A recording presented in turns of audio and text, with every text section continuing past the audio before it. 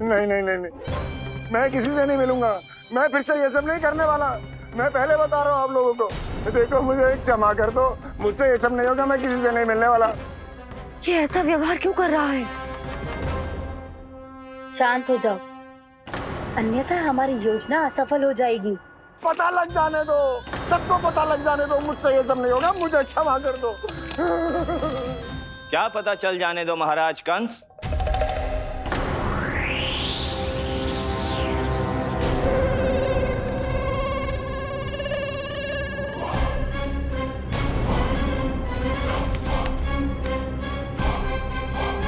कौन है वहां?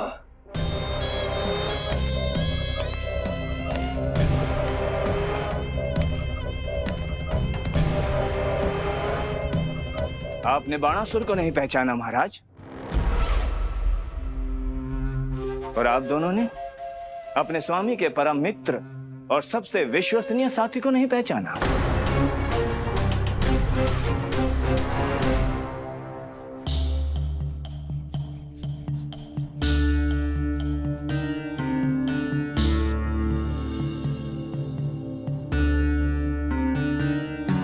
नारायण का बहुत बहुत धन्यवाद। रात भर प्रयास करता रहा, पर तुम्हारी मूर्छा टूट ही नहीं रही थी। कहीं कंस के हाथ में वो तलवार देखकर तो नहीं, उस राक्षसी तलवार पर रख देखकर मेरा हृदय कांप अवश्य गया था, पर मेरी मूर्छा का कारण वो तलवार नहीं थी स्वामी। तो फिर? अवश्य ही कुछ तो समस्या है यहाँ।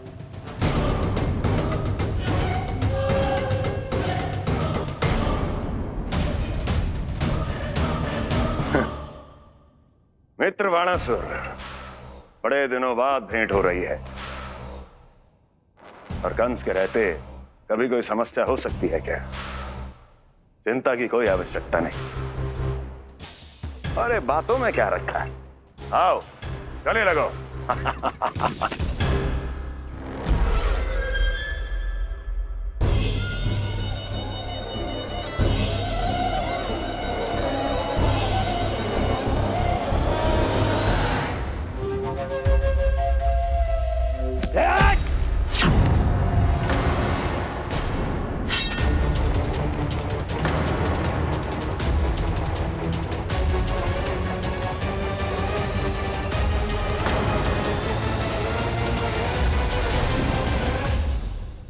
महाराज कंस की भुजाओं की पकड़ अजगर की जकड़ से भी अधिक कठोर होती है।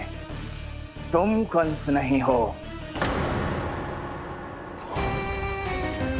मित्र बाणासुर, ये तुम क्या कर रहे हो?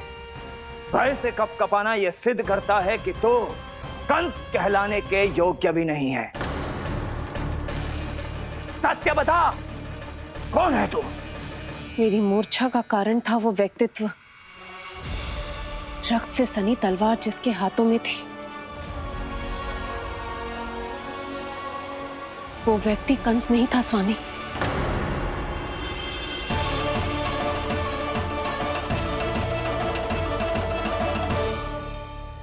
बिल्कुल सही पहचाना आपने। ये महाराज कंस नहीं है।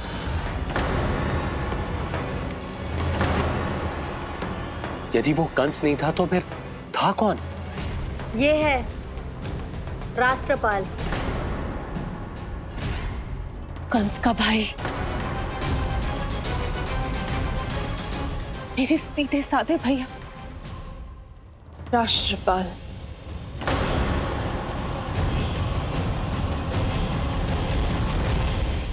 इसका तो एक ही अर्थ है स्वामी, कंस ने उन्हें भी अपने जैसा बना दिया है।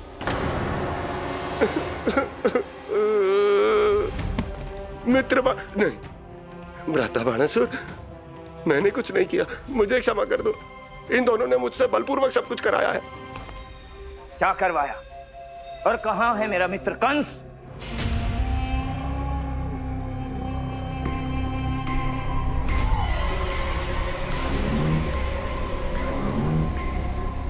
वहां।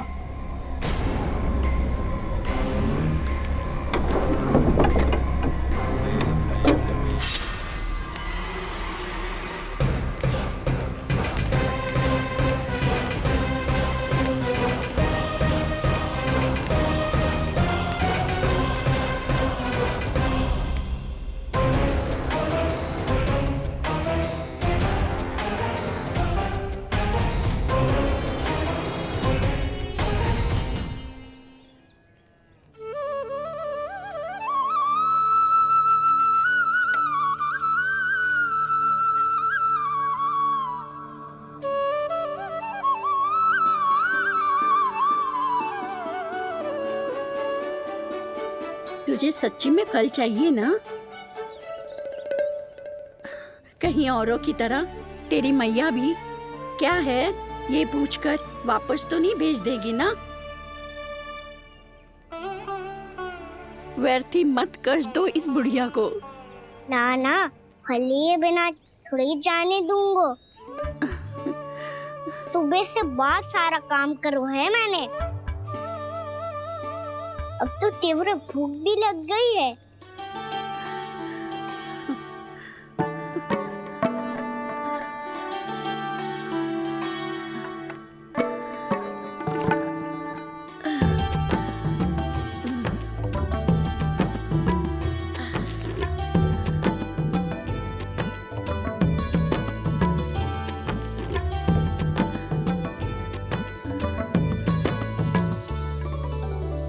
स्वयं तो इतना सा है, फिर कितनी बड़ी टोकरी संभालने चलो है। किसी की सहायता करने के लिए तन और मन के बल से अधिक निश्चय में बल होना चाहिए।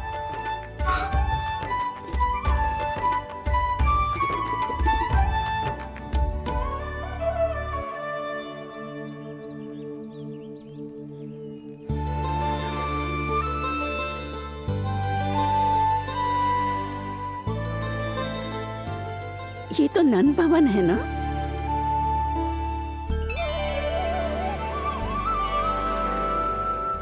और तुम नन जी के लल्ला हो ना? हाँ, मेरा नाम कृष्ण है, पर आप मुझे लल्ला और कान्हा बुला सकती हैं। सब अपने मुझे इसी नाम से बुलाते हैं। तो मैं भी तुम्हारी अपनी हूँ। इन संसार में सभी मेरे अपने हैं और मैं सबका। कभी कभी जो कैसी बातें कर देता है।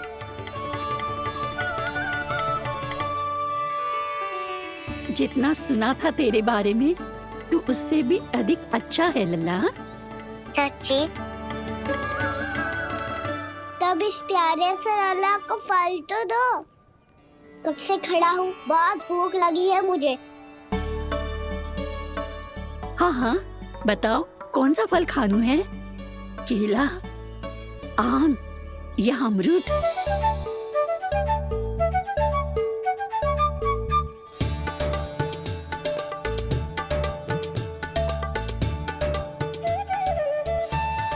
आम दिखने में मीठे लग रहे हैं, अमरूद बहुत रसीले और केले मेरे जैसे पीले वस्त्र पहन के बहुत अच्छे लग रहे हैं।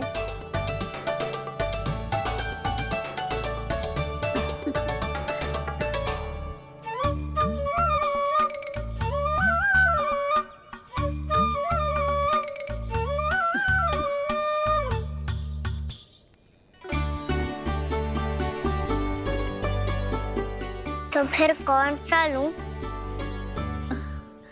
मुझे तो सारे के सारे चाहिए। लगता है मुझे जानो चाहिए मोल भाव कराने। देख तो लो, आपका कहना कर क्या रो है, पता चल जाएगा जो कितना सयाना है। सयाना तो बहुत है कान्हा, स्वयं देख लेना। हाँ पक्का, मुझे तो सारे फल ही अच्छे लग रहे हैं। तो सारा ही ले लो। पर ये तो बताओ कि इसका मूल्य क्या दोगे? मूल्य ये क्या होता है? जब कोई वस्तु लेनी होती है ना, तो उसके बदले में कुछ देना होता है लल्ला, उसको मूल्य कहते हैं। पर जब मुझे मैया फल देती है तो मुझसे कोई मूल्य नहीं लेती है। और गोपियां भी तो कोई लड्डू और मिठाइयाँ देती रहती है, पर उन्होंने कभी भी मूल्य नहीं मांगा।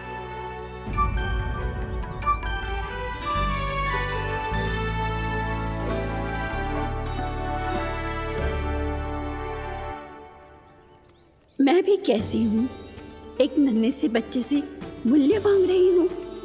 जी तो कर रहा है सब कुछ न्यौछावर कर दूं इस पर। ये फलों की टोकरी क्या है?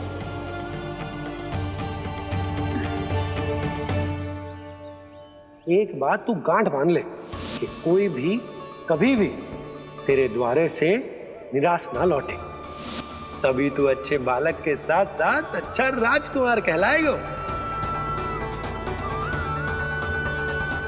आप निराश ना हो, मैं आपके लिए अभी मूल्य लेकर आता हूँ।